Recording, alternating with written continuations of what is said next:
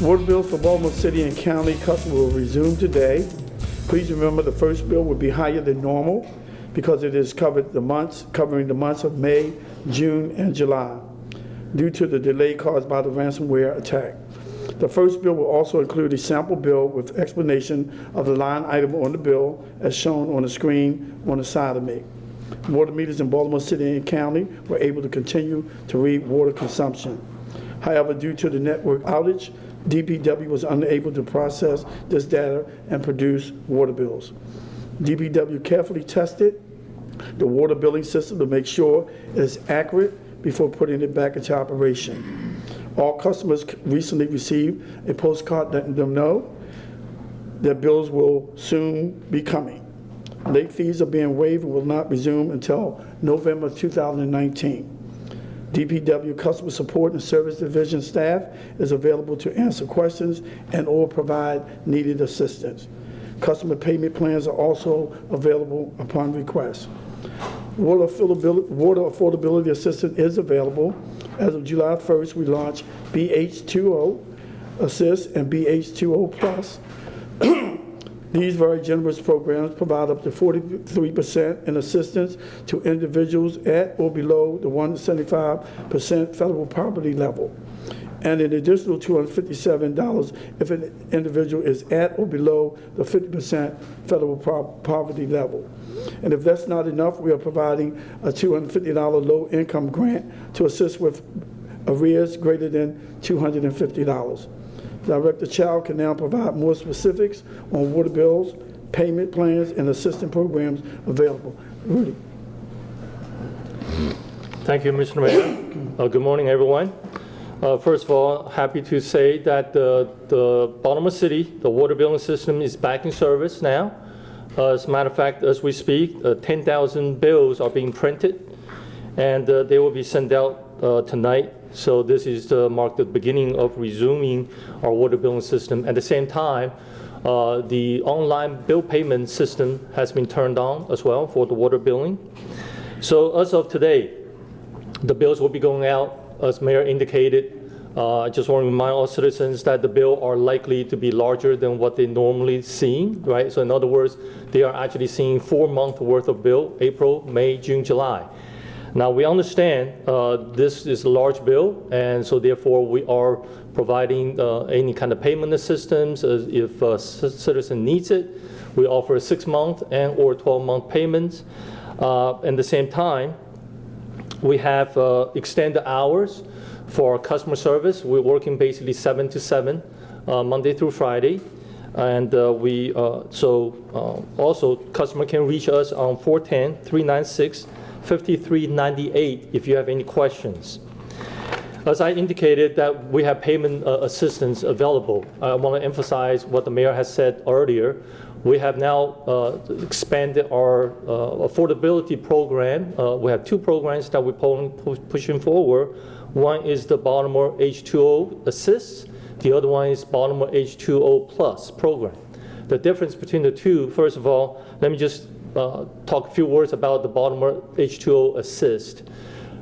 Anyone that living at 175% federal poverty line and or below for family up to 3, they're going to get, in essence, 43% reduction in terms of their water bills. And for the Baltimore H2O Plus program is basically for those citizens that are living at 50% or below, and they will get additional reduction, about $250 reduction on an annual basis. So these programs were designed to help those vulnerable population, the citizens that needs support and help because the water rate increases. And speaking of water rate increases, I just remind everyone, the bill that you're going to be receiving, you're actually going to see 2 lines for water, sewer, and charges. One is prior to July 1st. So basically, as of July 1st, we have a water rate increase is about 9%. So you will actually see 2 entries. Those charges will be prorated for the 4-month period. Now, another thing to emphasize, these bills are based on actual consumptions. In other words, even though that we weren't able to send out bills for the last 4 months or so, 3 months, But the meter on the particular individual's homes, the meter pits and all, the meter continue to register actual consumption. It's just that we didn't have the ability to bring those reads into the system because of the ransomware attack. But now we are basically now able to import those actual reads from our meters, 200,000 meters out there in the city and 200,000 meters out in the county. So we're very confident that we have done everything that we can imagine and think about in terms of making sure the system is going to come back normally and working well. We feel very confident about it. However, we understand this is going to be somewhat of a sticker shock for our citizens. So I just will remind everyone, we do have extended hours. Please call us. Please come visit us at Able Women building if you have any questions. Thank you. Okay, do you have any questions for Mr. Child about water bills? Yeah, is this going out just to residential customers, or is this going out to residential and commercial customers? Everyone. Can you explain what period the bill will cover for the county? Because they still have quarterly bills, right? Yeah, they are still on the quarterly bill. So in essence, the bill they're going to be seeing, same thing, is going to be May, June, and July, 3-month period. And also, I just, if I can take a minute, just acknowledge the number of folks that's standing behind us. We are now partnering with the Mayor's Office of Children and Family Success. They are helping us to administer the BH2O and BH2O Plus programs. And at the same time, we have Environmental Control Board Director Woods here as well. She's going to be helping us in terms of water bill appeals. Many citizens has asked for the appeal process. Now the Environmental Control Board is going to be assisting us on that. So we'll be transparent in terms of the decisions in terms of water bill appeals. You said you're doing 10,000 today. How long is it going to be before every customer gets their bill? Well, first of all, we are on the monthly bill, so it's about 20 work days per month. We have 200,000 accounts, so in other words, 10,000 bills per day for each of the 20 days. So there are people that's going to get, say, very shortly, because the bills are actually literally going out tonight. They should be getting it in the next day or two. And of course, at the people at the rear of the 200,000 account, they're going to be receiving at the latter part of the month.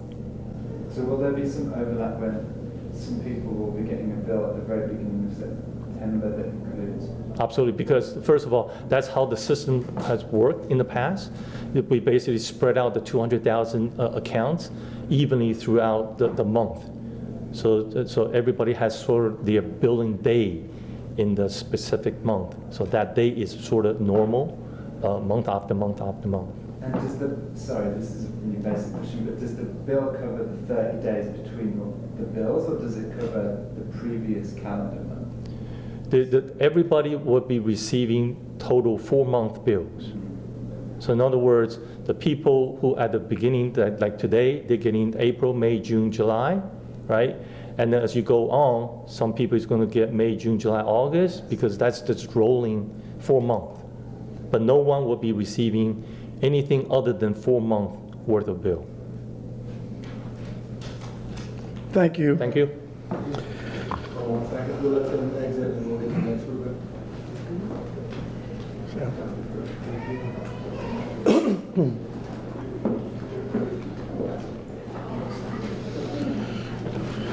Okay, over the last few months as mayor, I've had the opportunity to hear from residents directly about their concerns as it relates to public safety.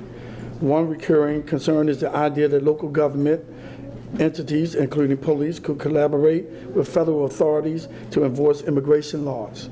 I'm here today to issue an executive order to all city agencies clarifying anti-discrimination policies and local law enforcement practices to protect victims and witnesses of crime regardless of immigration status. No city department or personnel shall act with bias against any individual based on actual or perceived citizenship or immigration status. No city department or personnel shall detain or investigate an individual based on an administrative warrant or a belief that the person is not present legally in the United States or has committed a civil immigration violation. Our immigration population continues to grow at a steady rate. As mayor, I'm committed to ensuring that the newest members of our community access the same rights and protection the rest of our residents enjoy.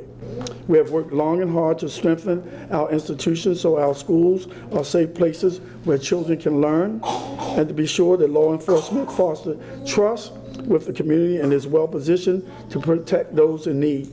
Maintaining the stability of our local institution and the trust and confidence of our community requires that our residents have faith their rights will be protected. Today, I'm also proud to reaffirm our commitment to keeping families together by continuing to provide legal representation to community members facing deportation hearings. Immigrants who call Baltimore home should not live in fear of family separation for the simple fact that they cannot afford an attorney. The City of Baltimore recognized that a crucial way to keep our communities cohesive, stable, safe, and successful is to ensure legal representation for those whose future depends on it. First, I would like to acknowledge Councilman Cohen, who have joined us.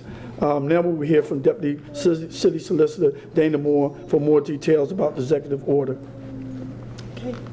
Thank you, Mr. Mayor, and thank you for your commitment to the many families that are in this room, and we thank all of you for being here this morning.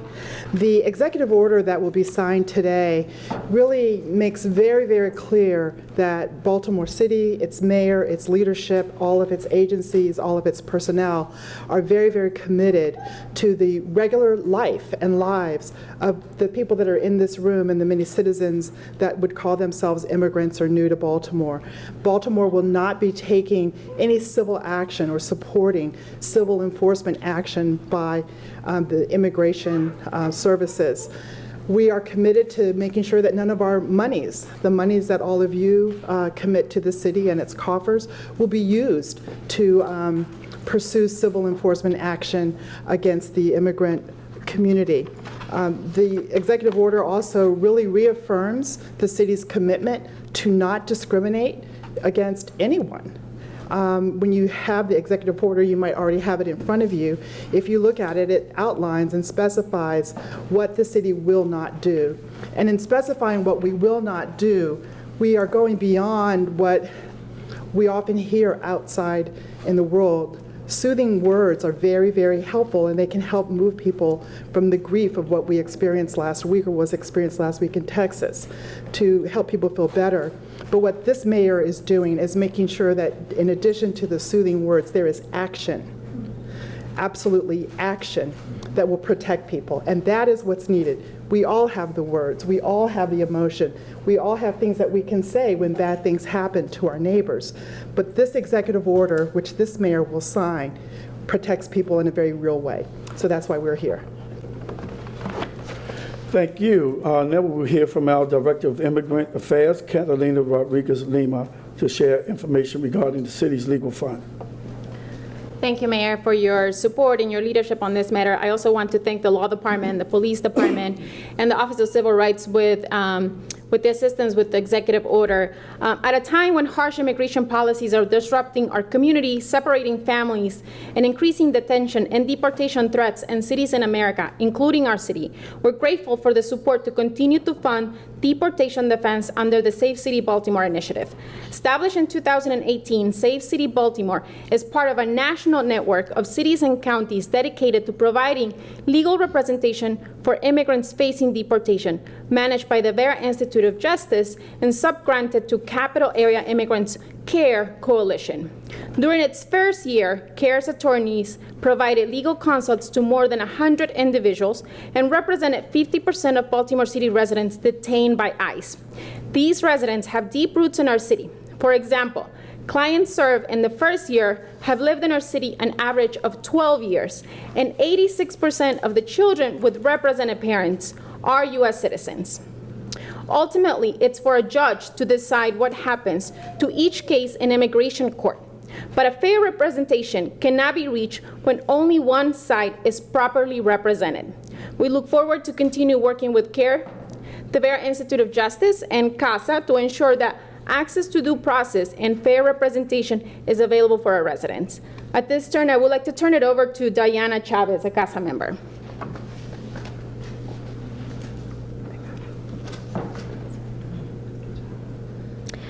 Hola, mi nombre es Diana Chávez.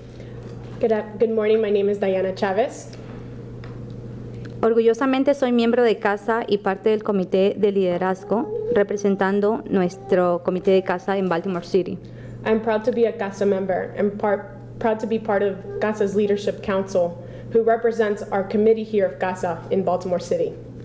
Quienes somos personas inmigrantes directamente impactadas diariamente con los cambios migratorios. We are directly impacted immigrant community members who are challenged with the ongoing changes in the immigration system.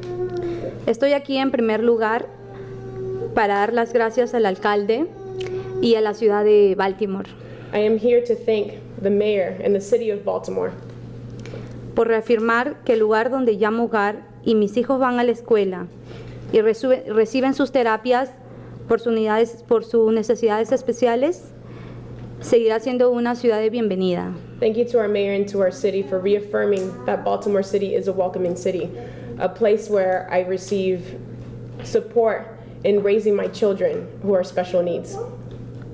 Los últimos 7 años he llamado Baltimore City mi hogar y en los 2 últimos meses he sentido el terror a través de las amenazas del presidente. For the last 7 years, I have called Baltimore City my home, and for the last month, I have continued to feel the terror due to the president's threats and attack on our city. Y el simplemente pensar de no ver a mis hijos me llena de angustia y miedo. And just to think that I will not see my children fills me with frustration and fear. Yo soy una madre con un niño que tiene autismo. I am a mother of a child with autism, Y sé que no soy la única que pasa por esta situación. and I know I'm not the only one who faces this situation. Entonces, nosotros pasamos por ansiedad, por depresión, y aún más con estas noticias, el sentimiento y el dolor es más profundo, es más doloroso, porque nos hacemos la idea a veces de que nos separan de nuestros hijos y cómo van a tener sus mismas terapias, sus mismas ayudas en otros lugares como nuestros países que no tienen el mismo privilegio que lo tienen aquí. And I suffer from much anxiety and depression, just thinking that my children will not get to see their mother and will not get to see the support of specialists because of all the therapies they need to have. Entonces, tenía la necesidad de venir aquí, dar las gracias al alcalde, a la ciudad, por reafirmar que Baltimore City no va a colaborar con ICE y que va a ser una ciudad de bienvenida. And I'm thankful to be here, saying thank you to our mayor, saying thank you to Baltimore City for reassuring me and my family that they will not collaborate with ICE. Entonces, nuestra ciudad, nuestra comunidad se siente respaldada y se va a sentir más segura al salir a trabajar, llevar a sus hijos a la escuela, llevar a sus hijos a sus terapias o a donde tengan que ir, no van a tener ese mismo miedo o al menos le van a dar como una luz de esperanza y ganas de seguir luchando. So I feel like my family and our immigrant community feels like this city has their backs in terms of ensuring that they will not be separated when dropping their kids off to therapy or in the necessities when dropping their kids off at school. Estoy agradecida de estar aquí el día de hoy al lado de mi familia en una ciudad que respalda a mí, a mi familia, a mi comunidad. Y sabiendo eso, podemos continuar luchando en este país por nuestra dignidad. And I'm thankful that I'm here in a city that has my back and I can continue fighting for my dignity of my family and my community. Thank you. Thank you. Thank you. Any questions about the executive order or the Safe City Legal Fund? Does the order prohibit the city from doing business with anybody who does business with ICE? As written, it does not. However, it does make very clear that the city's resources, and that includes its money, its people, will not be used to advance the initiatives of ICE. There's a clear, I don't recall which provision it is, but it makes it clear that we won't allow Baltimore to be used as an ICE site. So I mean, Hopkins directly. does business with ICE, for example, and the city does business with Hopkins. Is that issue or no? Well, that specific is not in there, no. And Hopkins and its students and faculty are advancing their own initiatives with respect to how the university relates to ICE. So they're certainly available to address those questions. What does this change? What does the executive order alter in terms of policies that weren't already in place here in the city? So as I read the order, this is an advancing of an order that was initially issued by then Mayor Stephanie Rawlings Blake. But since that order was initially issued, and I don't recall the year, Baltimore and the country have seen an advancement of hate speech, hate language, hateful actions that are directly focused on persons who are here in this country that are immigrants. And this order today reaffirms this city's commitment to protect that community, to not participate in efforts to remove people or deport people on civil warrants or detainers. I don't know if you have it, I don't know if you've looked at it, but it makes it very, very clear the limits that Baltimore will follow in protecting our community, or actually the great lengths we'll go to protect our community. There was a case of Sure. And if I may add to that, it strengthens discrimination policies to include citizenship and immigrant status. And so if an employee asks an individual their status, which they shouldn't do, that resident can actually file a complaint based on discrimination with the Office of Civil Rights. There was this case of an employee at the Department of Public Works who was saying arguably hate speech online. Is that person still employed by the city? Does this executive order change that person's ability to work? We can't speak. We can't speak to personnel matters. Okay, now I'll open it up for general questions. General questions? Mayor, what's your reaction to the cleanup that was held the other day by the Trump supporters who came to town? They said they brought about 170, 80 people, took away 12 tons of trash. What's your reaction to that? Well, Welcome back. Well, you know, I welcome anybody that want to come and help clean up the city. And even before they came here, there were a group of citizens that were already doing that and called us with locations where they want us to pick up trash. And they are constantly doing that as we speak. I think most of them heard my plea to clean up their own neighborhoods, sweep in the front and back of their own properties, and most citizens are doing that. And we're hoping that more would join so that we can have a clean and healthy city. So we welcome anybody. If you guys want to come and help us clean up, we got brooms and shovel, gloves, trash bags. We welcome everybody to come and join us. And getting back to the ransomware issue, what has the city spent so far as to cleaning up the I really don't have that figure at this time, but I think it's about 10 million.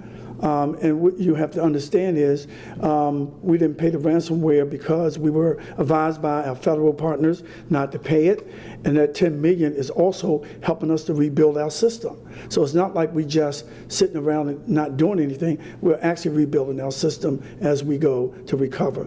And we're almost 96 or 97% almost fully recovered.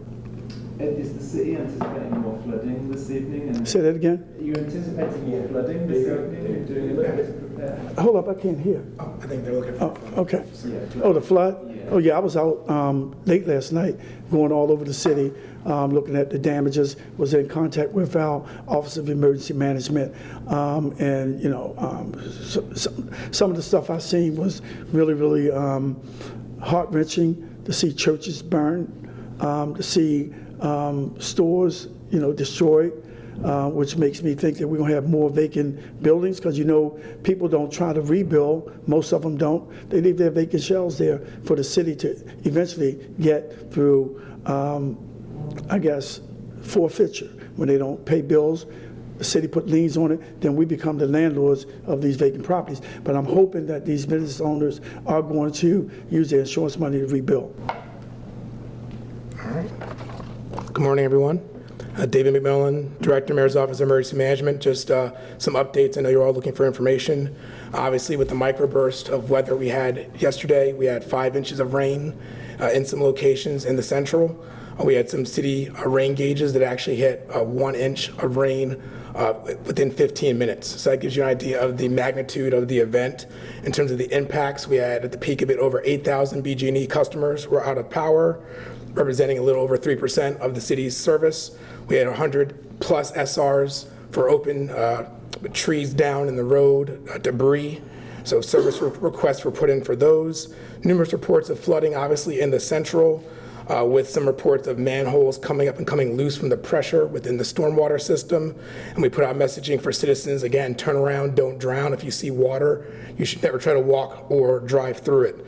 We had 2 major fires, as the mayor mentioned, that were related to this, related, I believe, to lightning strikes, and BCFD was able to contain all of those. So in terms of actions that we took or that are pending, the fires were contained. We had the 1 rescue. Rec and Parks crews were out overnight, clearing all the major trees from the roads. So all those roads should be passable, and they'll continue to clear debris today. BG&E has restored service to the majority of city customers, with just over 60 customers remaining to be restored. So from 8,000 to 60 is some big progress, and we appreciate BG&E for their partnership. Emergency management is also in coordination with BG&E. They'll be doing proactive checks within the area to see if any of the flooding damaged any of the infrastructure in terms of gas or electric, in terms of the mains. In terms of state officials, we'll be in contact with the Maryland Emergency Management Agency and the Maryland Insurance Administration. Obviously, a lot of businesses and citizens affected, and there'll be insurance issues with that. We'll be looking to have them fully utilize insurance. We'll also obviously be looking at federal assistance, if at all possible. I think a small business administration declaration is possible, if not likely. We'll be working on that with them. We've been in contact with all the city agencies throughout the incident, including the city's floodplain manager. I believe in the end we'll be likely to open either a resource center, an assistance center, or a full disaster recovery center, pending the results of some damage assessments we'll be doing. My team currently right now is out in the area doing a windshield assessment so we can better map the magnitude of it, and then we'll be looking at a more detailed damage assessment as soon as Friday. We'll actually be using 2 forms. This will be what the form looks like for businesses. This will be what the form looks like for citizens. We'll be looking to collect all their data. We actually just sent out a Be More Alert message to the affected zip codes, and we're encouraging citizens to document all of your damage. Try to mark off on your homes or properties what was the high water mark. Also, make sure you take any photos of any damage to the building or any contents in it. Well, you can use all of that for your insurance claims, but also we'll be hoping to use that in our efforts to get more assistance. And right now, our other focus is a pending weather event. We've been in contact with National Weather Service throughout this entire event, and there could be another microburst like that this afternoon or evening as soon as 2 p.m. So we'll be in constant contact with them, and if we get that narrowed down, we'll send out some proactive alerts to the citizens that could be affected by that. But we're hoping that it doesn't hit us, but our goal is to be prepared. And the nature of that, this is a very fluid situation. We'll be continuing to do the damage assessments and figuring out our approach. We're reaching out to the businesses and the citizens, and the goal is to document all the damage and to get us on the road to recovery. Any questions? Did you have a major problem with sewage overflows yesterday? Not that I'm aware of, but. Yes. Yes. So I think that's a DPW would know the exact answer to that. What I saw yesterday on our end was the storm system being inundated, and that's where you saw the manhole covers coming up. Mayor, you said something? Yes, yes. I've seen sewage in southeast Baltimore. I've seen sewage even where I live. So I want to put the call out to the citizens that we cannot continue to throw things in our sewers, because that's one of the major reasons why we have backups, major reason why we have flooding, because our sewers are filled. And I'm asking DPW to go and look at all our sewer intakes and try to get them as much clean as possible. They do a good job of cleaning them, but then people constantly throw stuff right back in the sewers.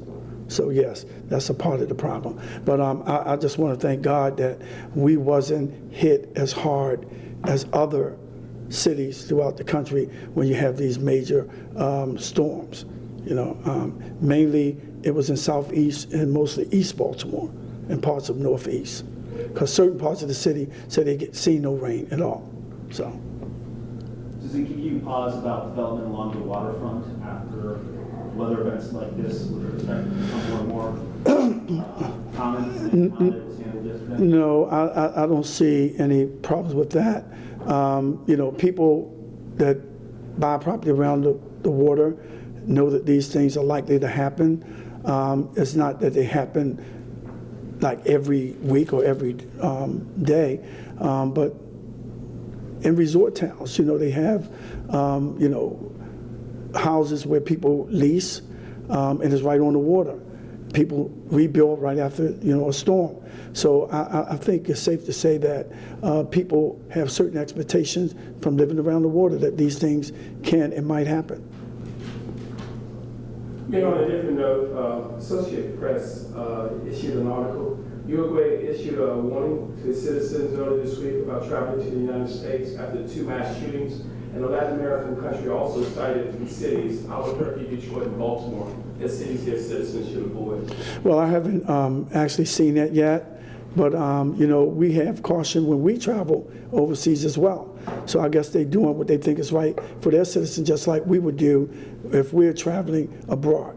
So they do what's best for their citizens. So do you think tourists are at risk then when they come to Baltimore? I don't think nobody's at risk when they come to Baltimore, no more than they travel to any city across the country or any city across the world, you know. So I wouldn't agree with that. All right, thank you. Thank you. Thank you.